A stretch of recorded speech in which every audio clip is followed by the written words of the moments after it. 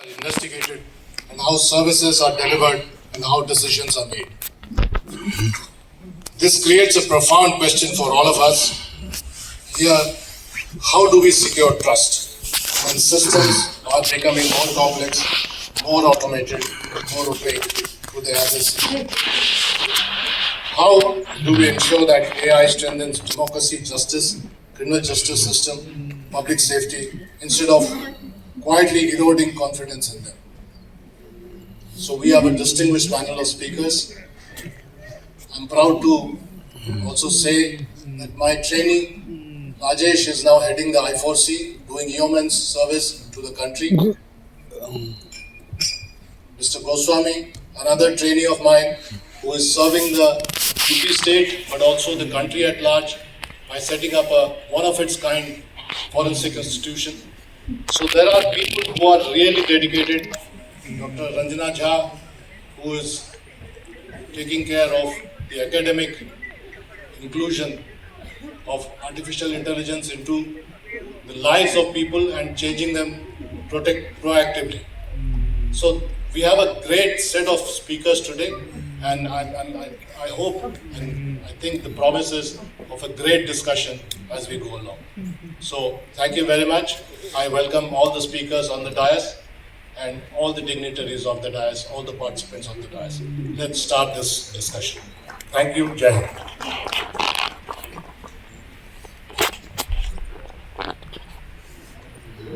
Thank you so much, sir, for setting the theme of the session. Indeed, securing trust in the age of AI is a real challenge in front of us. How do we build confidence in tech that's changing so fast? I'm sure through the valuable insights from our distinguished speakers, we will get our answers. And now I request Mr. Rajesh Kumar, IPS CEO, Indian Cybercrime Coordination Center, I4C, Ministry of Home Affairs, to kindly come forward and deliver the address on the theme, Securing Trust in an Age of Artificial Intelligence. Ladies and gentlemen, a big round of applause.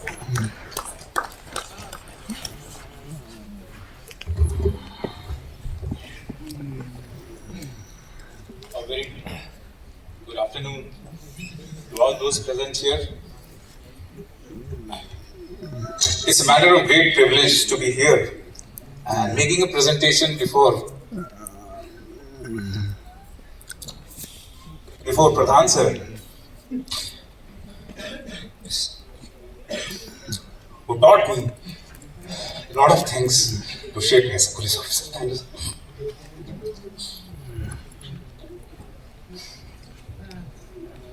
I'm proud of my training.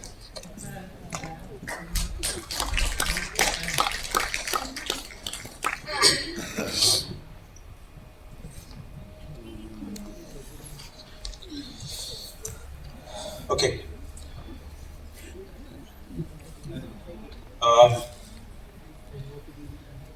Let me talk about what I see as which are the trends that we see in cybercrime globally and how it affects India, and what are the differences that we see between what is affecting the world and what is affecting us. Globally, it is estimated that the cost of cybercrime thank you so much. The year 2025 was around $10.8 trillion. This is the cost of cybercrime. It is expected to grow to around $12 trillion this year. With the use of AI, how have things changed? The biggest change that has come is that now cybercrime is being committed on an industrial scale. So technology has enabled industrialization of cybercrime. When I say industrialization, I mean that the organized similar criminal gangs, which are mostly operating from Southeast Asia, Africa, Middle East, and maybe some within parts of our country as well, they have very, very structured bureaucratic structures. So there are specialized wings. They have a HR which will recruit, which will take care of their promotion, remuneration. and other things. They will have the research and development wing, which identifies what are the weaknesses which can be exploited and how to exploit. So they are exploiting technology, the weaknesses in the technological systems that we adopt, and they are also identifying the weakness in the human psyche. So they are investing in both of these domains. Between 24 and 25, what difference did we see? We saw that a lot of AI adoption and automation of attack that was happening. It might be a social engineering attack, but it was aided by AI. And then we are also seeing that state-backed actors are using crime and criminal infrastructure to further their own geopolitical objectives. Now, if you study the various reports which have been put out by NISA, Europol, and many of the global think tanks, you will see that 80% of all our attacks now are AI driven. So those of you who have received SMSs that your challan is pending, it was being sent, created, personalized, and sent by an AI agent. So AI is auto scraping, it is drafting, and it is executing your attack. The messages that you are getting, whether it is in the form of an SMS or whether it is a WhatsApp communication, it is hyper-personalized. So you are made to believe. When you see a police officer in a digital arrest, you can actually see the face of a very known famous police officer.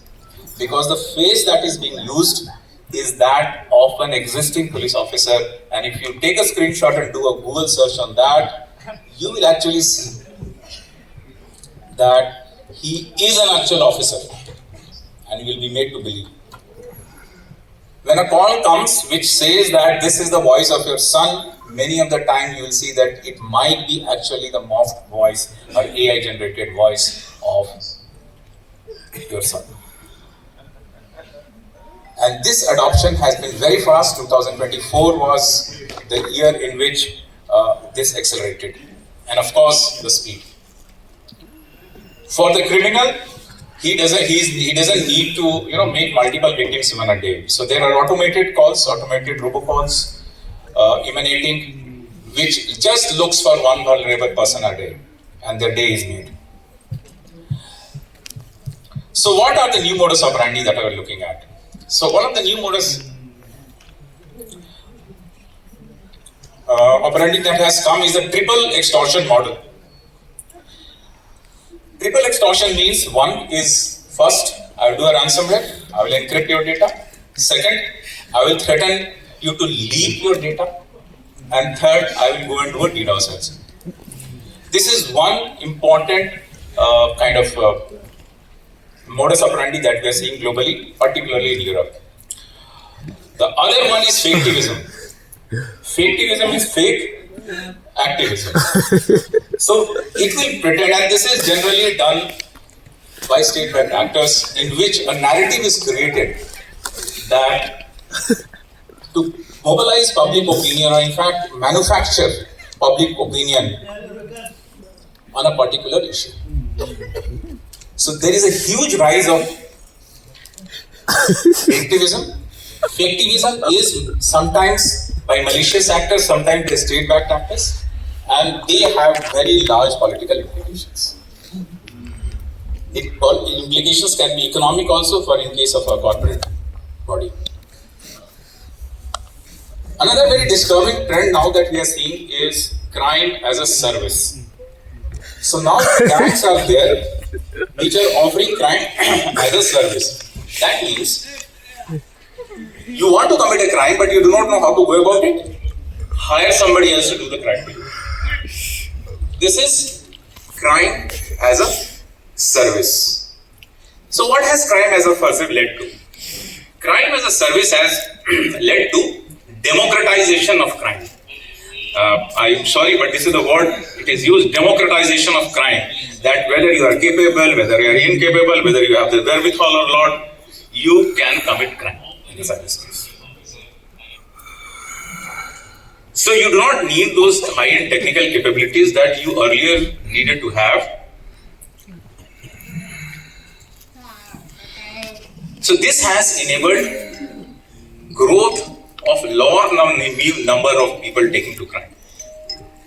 Map this in Indian experience. We used to have one Jamtara. Now Jamtara has expanded eastward, westward, northward, southward in all directions. We used to have a Noo near Delhi. Now Noo has expanded to cover almost entire Rajasthan. It has expanded to cover Haryana and parts of western Uttar Pradesh. So once the technique is easy, you know that DK boss of Siliguri is going to make an APK file for you for 20,000 rupees. You find for DK for boss on Telegram.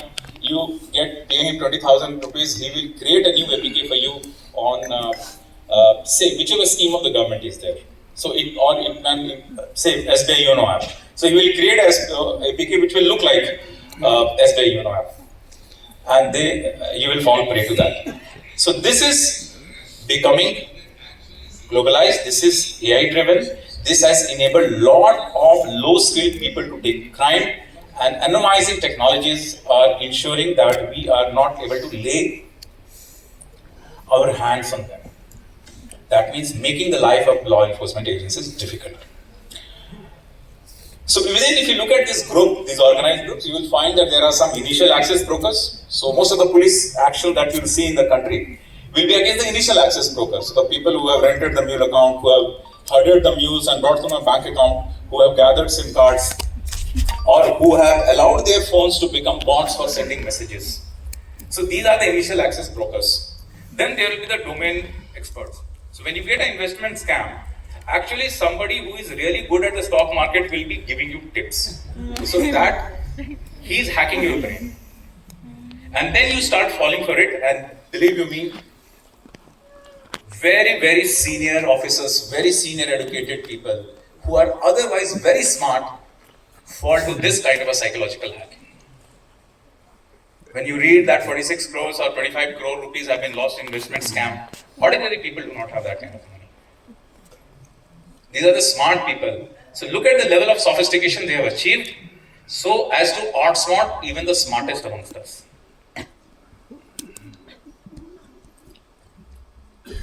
And then they have the help desk structure. So one gambling app recently, sir, only 15 days back, Noida police had busted. So what is it doing? It was taking complaints of gambling related customer support centers by running from Noida. Another was running from Kashmir. So they have hired, they have proper structures who will take care of all of this. So complete bureaucratization, complete industrialization of crime is what we're seeing. New term, if you want to take it away, is what is the third version of astroturfing. Astroturfing 3.0. So what was astroturfing is artificial grass, astroturf. One was when you create an account on the social media and you say something against somebody. Astroturfing 2 became when bots started tweeting the same content over and over again. Astroturfing 3.0 is something where AI is generating very, very distinct content, one from the other, but aligned to the same audience. So you will find that the new kind of people are saying the same thing in multiple ways. Some are saying through text, some are saying through images, some are saying through videos, but it is all aligned to one political agenda. So as law enforcers or even as consumers of information on social media, we should be very, very careful about astroturfing 3.0. So this is another AI, effect of AI that we are seeing. Another thing I would like to highlight is now crime as a service has been there. Associated with it is money laundering as a service. So when you say money laundering as a service, what exactly do you say? Money laundering traditionally used to be the hawala. You go take a piece of note, you go to the hawala broker, give the cash, the same number is quoted from the other side and the money is delivery is taken. This was hawala. Now what is happening is lot of these mule accounts, illegal payment aggregators and gateways, wallets and virtual digital assets, they all come together and create an infrastructure for money laundering. And this service is made available for a cost, which is typically ranges for 2 to 3% for financial fraud and around 8 to 10% for tender financing. So it's a rate card. In fact, one of the sieges we saw a rate card also. And most of these are coming from outside the country. So the placement, layering and integration is taken care by the person. So as you want to launder something, you just have to contact a Telegram channel or somewhere, go and contact that person. He will say that, okay, deposit on this QR code, this UPI ID, and tell me where do you want it out. So you can give an account in UK or anywhere in the world, and you can receive that your converted amount after duly deducting the commission. So you do not have to go to any hawala agent, take the risk, don't need to hire accounts, try to hide or obfuscate the money trail. They are there. So this is money laundering as a service. So these are some of the new trends. How much time do I have? Okay, so and more or less, this is not India is not the only country which is suffering. In fact, globally the problem is same, and it is another democratization in another way that whether you are an advanced country or you are a developing in the developing part of the world, you have to face the same challenges. So UK reportedly lost $16.6 billion last year, and they were mostly bothered about investment frauds. Same with us in India. We also lost quite large sum of money, and our top, the most common modus operandi was investment scam, followed by digital arrest. Something similar in UK, they lost around $2.3 billion pounds to consumer fraud and 1.5 billion to enterprise threats. European Union says that they are targeted by East Europe, North Korea, and some other political agents, and they are mostly reporting DDoS, sophisticated DDoS, again which deploy AI agents. Another thing which we might be missing is that there are a lot of state-backed actors which are only interested in maintaining persistence in systems. So when you maintain persistence in systems, then you can strike at will whenever, say, for example, a state actor is there, so he wants to embarrass you at a moment, he will embarrass you. In India, if you coming to India, as I just mentioned, investment scam is our biggest pain point, and most of it is occurring from Southeast Asia, and unfortunately a lot of Indians are working from those scam compounds, and people from other countries are also working. But this is something, digital arrest and investment scam is at the top of the priority of Ministry of Home Affairs, and Honorable HM himself has taken quite a few meetings on this issue and given directions to all those involved, and some of the directions will be coming later in the afternoon in the adjoining room as well. Then the Jamtadas and the Mewatis, so they are mostly into e-commerce, card scams, extortion, credential harvesting, and APK malware, particularly now from Bihar and Jharkhand. So this is what we are seeing. We have been able to contain the volume of money lost using our system. So this is one positive thing you can take away, because MHA has given a lot of stress on onboarding all the banking and financial entities onto our system called the NCRP CFCF RMS.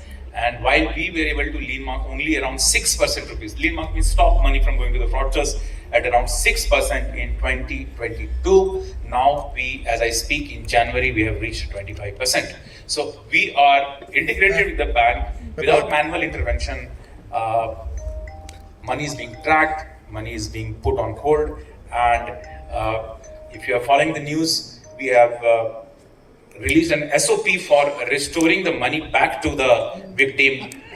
And this SOP was released by the MHA in January, and yesterday only the Supreme Court of India has approved of it, and it has given instructions to all the states that this SOP be implemented. So this will bring in a lot of relief for the victims of financial fraud and whose money has been lien marked but they are not able to claim it back, and also to the people whose bank accounts have been unnecessarily frozen. So these are some of the points. I can go on and on, but I would just like to say that MHA is quite seized with these issues, and government gives a huge priority to controlling cyber frauds, to controlling all kinds of cyber crime, not only financial. And but I believe that with organizations like CyberPeace, we can do much more. And public awareness is one area which all of us need to work together and take the mantra of digital safety of Ruko Socho और फिर action low. Stop, think, and then take action, given by none other than the Honorable Prime Minister himself. Thank you so much.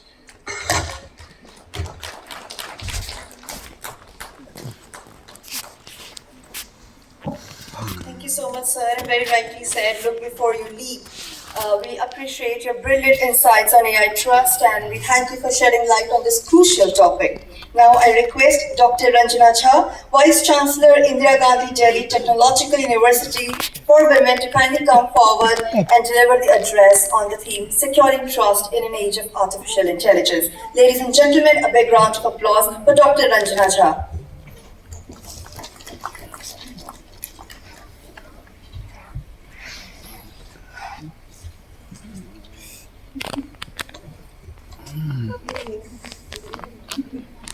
A very good afternoon to all. Please on the dais, Mr. Pradhan IPS, Mr. Rajesh Kumar IPS, CEO I4C, then Dr. D.K. Swami, Founder Director, UP State Institute of Forensic Sciences, and esteemed officers and colleagues, ladies and gentlemen. Among the many technologies driving digital transformation in modern enterprise, artificial intelligence stands apart as the most disruptive and consequential. AI is emblematic and the fourth industrial revolution and lies at the heart of a broader ecosystem of engineering, technologies, autonomous systems, augmented analytics, digital twins, empowered edge computing, immersive experiences, blockchain, cloud computing, smart spaces, digital ethics and privacy, quantum computing, space science, and advanced missile technologies. Today, AI is deeply embedded in everyday life, from speech and facial recognition to conversational bots. AI is reshaping how humans interact with machines. Its most profound impact is being felt in critical domains such as healthcare, education, agriculture, finance, justice delivery, internal security, defense, and governance. AI-driven human-computer interaction is no longer experimental, it is routine, invisible, and pervasive. AI is transforming healthcare, finance, education, justice, creativity at breathtaking speed, yet public trust remains fragile. Citizens increasingly ask, is this system reliable? It is fair. It is accountable. Surveys and experts analyze both globally and within India highlight a growing gap between enthusiasm for AI and confidence and its outputs, particularly in high stakes domains such as policing, welfare delivery, credit scoring, surveillance, and judicial assistance. In India, this trust challenge is especially significant as the world's largest democracy with immense social diversity and scale. India's approach to AI governance must be inclusive, transparent, and right preserving. The Government of India has already taken important steps in this direction. Initiatives such as AI for All emphasize responsible, inclusive, and human-centric AI. More recently, frameworks such as Digital India Act, the Information Technology Act and its amendments, and the Digital Personal Data Protection Act 2023 signal India's growing commitment to safeguarding citizens' data privacy and digital rights in the AI-driven future. Institutions like I4C and CRT and sectoral regulators are playing a critical role in addressing AI-enabled cybercrime, misinformation, deepfakes, and emerging threats to internal security. However, the policy intent alone is not enough. Trust must be operationalized. So, how do we secure it? First, transparency and explainability. Citizens cannot trust systems they cannot understand. Black box algorithm, especially in public service and law enforcement, erode legitimacy. Explainable AI must become a standard, ensuring that AI-assisted decisions are understandable, reviewable, and contestable. Second, accountability. In India's constitutional framework, responsibility cannot be outsourced to machines. Clear human accountability, audit trails, and grievance redress mechanisms are essential. In high-risk use cases such as predictive policing, facial recognition, or forensic analysis, human in the loop and the human on the loop models must remain mandatory for this. Third, fairness and bias mitigation. In a society as diverse as India, based AI system can reinforce historical inequities, continuous bias testing, representatives dataset, inclusive development, teams, and independent audits are essential, not as one-time interventions, but as ongoing obligations. Fourth, robustness, security, and resilience. AI systems must be resilient against adversarial attacks, data poisoning, and misuse. This is particularly vital for national security, forensic science, and critical infrastructure. Strong cybersecurity practices model validation across Indian socio-linguistic contexts and secure data pipelines are foundational. Fifth, and critically, education and AI literacy. Trust grows when people understand both the power and the limits of AI. India needs widespread AI literacy, not only among engineers, but among administrators, police officers, judges, teachers, journalists, and citizens.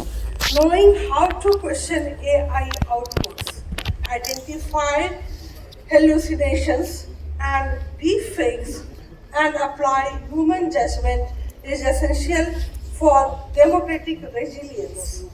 In the end, the trust in the age of AI will not be delivered by faster processors or larger models.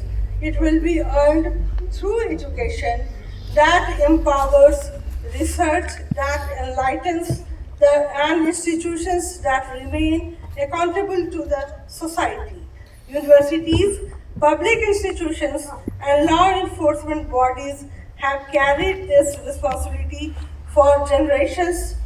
Today, as India positions itself as a global AI leader, the world once again looks to us to lead with wisdom, ethics, and unwavering commitment to public trust.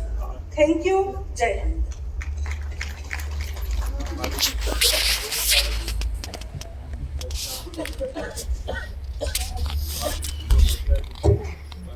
Well, we have got some powerful takeaways regarding AI trust from our esteemed speaker. Thank you so much, ma'am, for sharing your expertise with us. And now, I request Dr. G.K. Goswami, former IPS and founder director of the UP State Institute of Forensic Sciences, Lucknow, India, to kindly come forward and deliver the address. Ladies and gentlemen, a big round of applause for our esteemed speaker.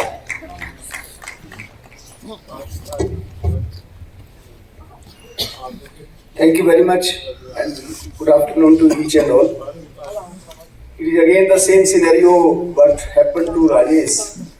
Actually, I am also overwhelmed because this is my first time after such a long time seeing my own mentor, my guide philosopher, my honorable teacher, Sri S.N. Pradhan sir, who was our assistant director at that point of time when we were very entrant to the Indian Police Service. I remember those days, the fear and protection officer.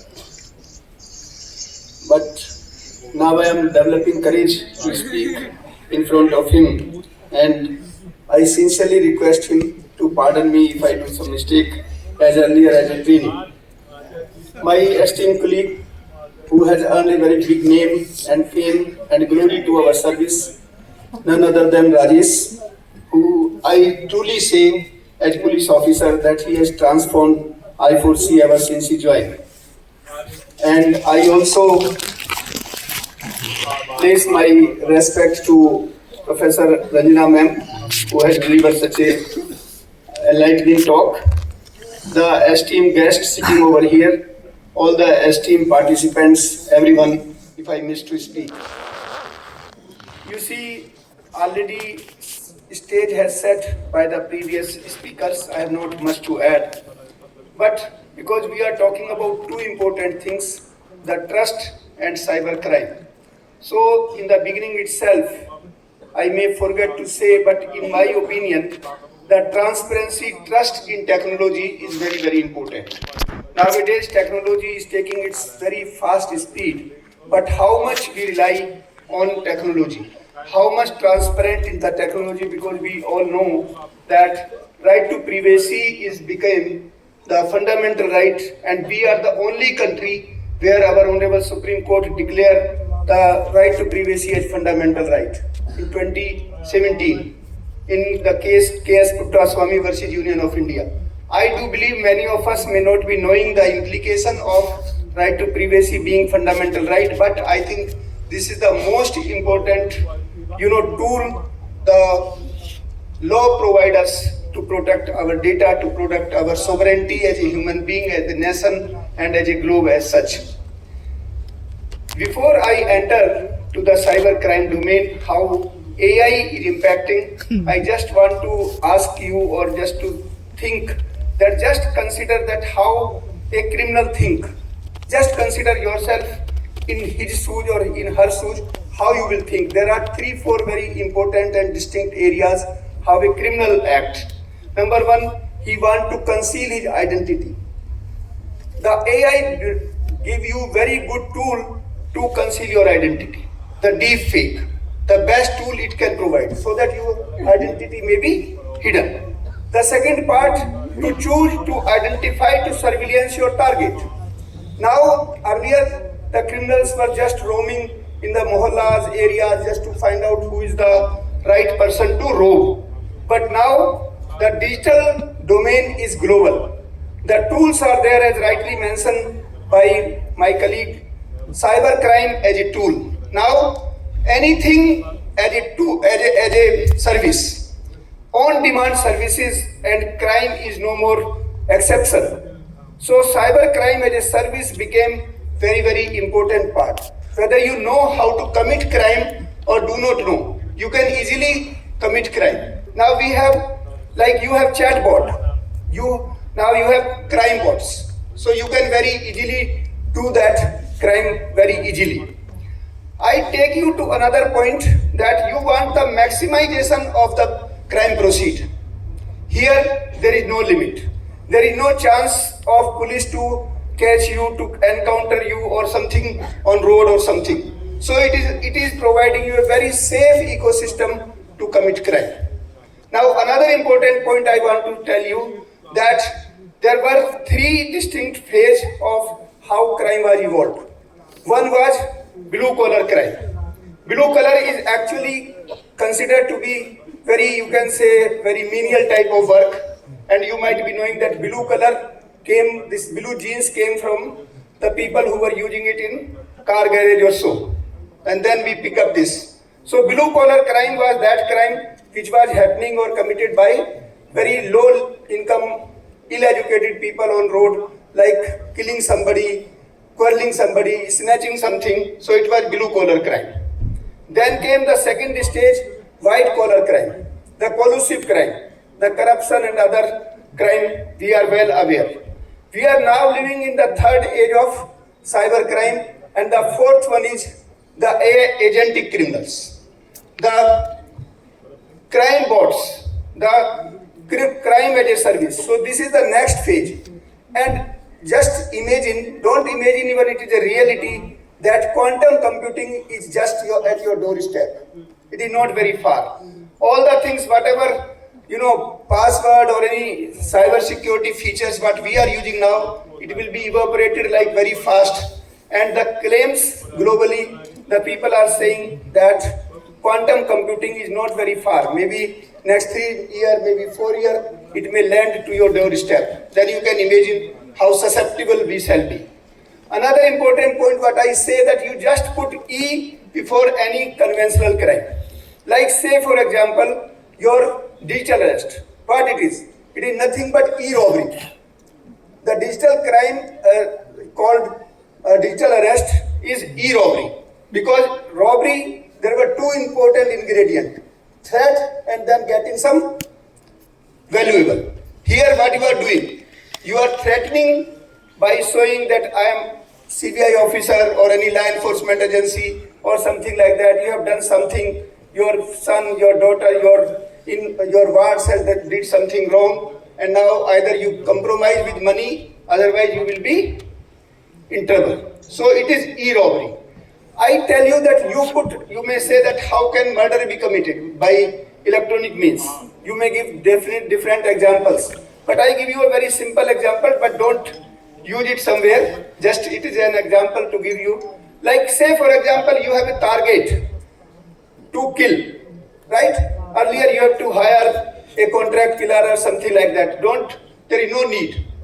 And just think that a person who may be a professor, who may be a policeman like me, anybody of very high status, he got admitted to a hospital, okay? You very well know that what kind of cyber security we have these days. Very simple. We were not unaware that the best institute of this country, AIMS, the data was hacked last year. That news was there. So cyber security, you just breach and just change the blood group A to A minus, A plus to A minus. Suppose a day before, if you change the blood group, and that blood, if it is being administered, you can imagine the fate of the patient.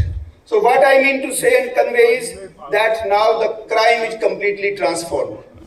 It is not the only domain of police thana or the court. It is very much the job of the technocrat. Now the technical courts, technological courts has to be integrated with the legal courts. And that is what I always say, that it is the time to integrate law and technology. Law brings discipline into your system. We are talking about cyber security. But the existing cyber security, my dear friends, is actually, you can say, the post-repair mechanism. What I mean to say with that you have developed some software or some platform or something, and then you think that now we will bring the cyber security or security regime. No, you have to bring it with the design itself. So design-based cyber security is the need of the hour. I don't know how many of you are aware about the data protection legal regimes. There is a very important connect, and because a lot of highly placed policy makers are sitting here, I want to build up this case that data protection is nothing but cyber security. What do you do in cyber security? You actually protect the data packets. And what is the need of data protection? The same thing. So don't consider that the data protection and cyber security are things apart. They are the same thing with different names. The problem with the technocrat these days is that the moment the act word is written, they consider that it is the legal domain. That this is considered for that. I give you one example which has completely transformed the entire system of this data protection. How this data protection becomes so important. The case name is the Facebook Cambridge Analytica case of 2016. I think it is a game changer, and those who are the student must read and use some cheap GPT or whatever way, but just know what this case was. Actually, what happened that a very young startup was set up in Cambridge University, and they were actually harvesting the data of the subscriber, 86 million subscribers data of Facebook. And by that, they prepare the psychological profiles and other data analysis, and that data was used for presidential election of US of 2016. And it is said that Trump got benefited out of that. It doesn't stop here, it's only. The Brexit referendum, they also use the same profiles. So what I mean to say that these type of things actually led to bring GDPR, General Data Protection Regulation of 2018. And I sincerely request that those who are technocrat or those who are into the cyber security regime, just read Article 25 of GDPR. That is actually the next generation cyber security regime. What it says that privacy by design and security by design. These are the now buzzword. And these are not the buzzword only for the legal people. You have to think that how your design, it must be linked with the cyber security. Otherwise, what will happen? Suppose this is a mobile phone and my data is leaked. I may sue the service provider of internet, whatever I am using, maybe Airtel, BSNL, whatsoever. It may say no. The data was not leaked because of my internet. It was leaked because of the design of the mobile. So it will shift to the designer. Now there may be a lot of design inside. Say for example, you are using a driverless car. If there is an accident, who will be the responsible person? The owner of the car? No. He will say that no, I was not there. Then there may be multiple, subset of the car which is driving and which is actually moving the car. So who will be liable? So even the cyber crime is getting so much complex that probably the police station, police thana or the court may not be able. So the point which I want to build up over here, that it is the responsibility of the technocrat. It is the design technology which need to be integrated with law. In the end, I want to just convey that it is the time of integration of law and technology. Until unless technology is integrated with law, that technology will not get trust. And without trust, nobody is going to buy. I give you a very simple example. Everybody knows about cryptocurrency, right? Why it is not getting so much of dividend to the society? Okay, there may be some people using it, but why it is not being, you can say, getting so much of dividend as it was expected? Because there is no owner of it.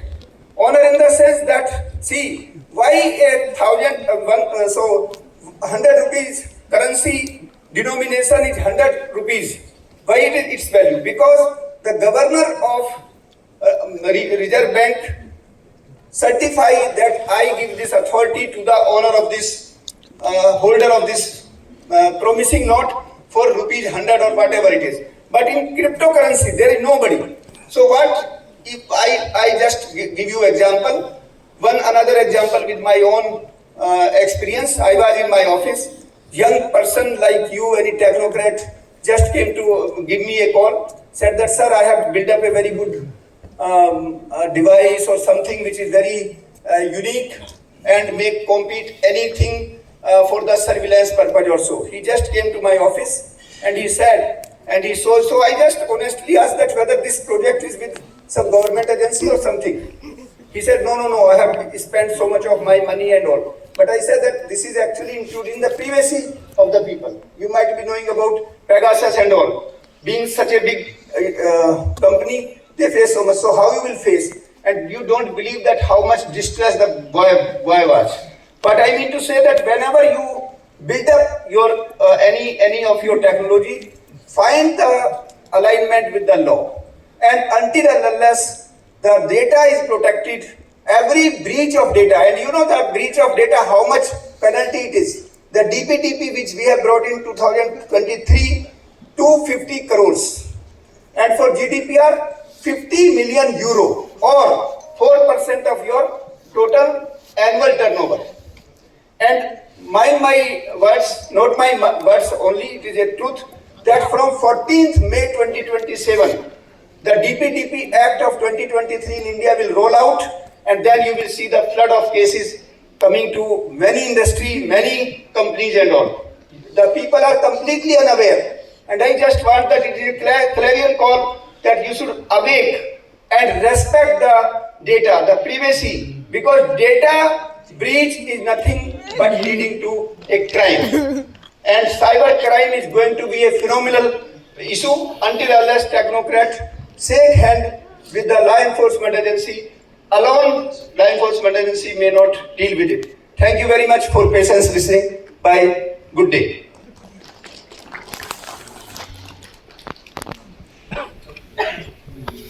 Thank you so much, sir.